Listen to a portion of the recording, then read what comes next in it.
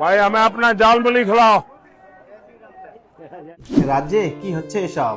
কেউ খাচ্ছে ঝালমুড়ি তো, কেউ আবার ভাজছে চপ। भाई हमें अपना जाल मुली खिलाओ।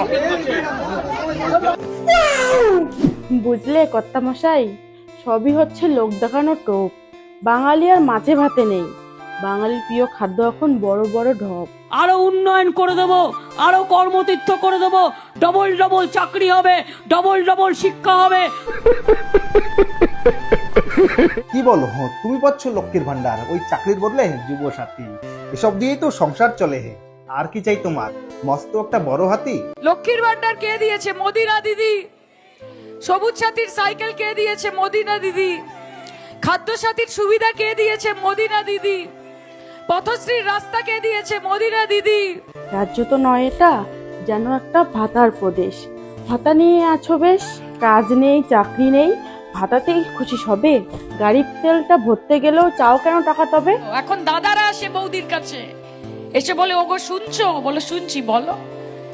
বলছে লক্ষ্মীর ভান্ডারের টাকাটা ঢুকেছে, 100টা টাকা দেবে, একটু পেট্রোল বলতাম বাইকে।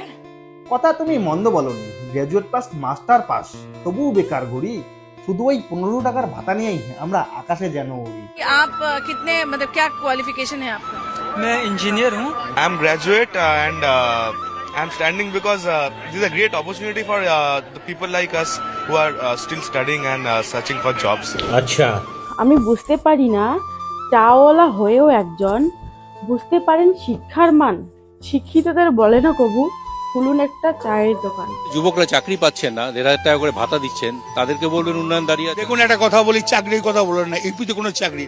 বুঝলাম গিন্নি, অপরদিকে আমাদের ম্যাডাম, মেধাতে নেই তার তুলনা, এর নাটকে তিনি 1 নাম্বার। বোঝা যায় না তার ছলনা। চাকরির নামে দেয় শুধু ঢপ, শিক্ষিতদের ভাসতে বলে চপ।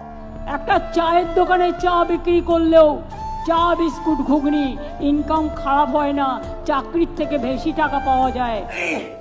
ऐसा नहीं हो सकता, कह दो कि ये झूठ है।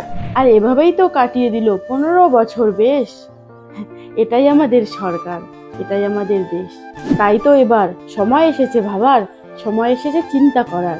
একটা কথা মনে রাখা দরকার, ভোটটা কিন্তু নিজের অধিকার। 23 তারিখে কেন্দ্রে যাবেন, চিন্তা চিন্তা করে ভোটটা দিবেন।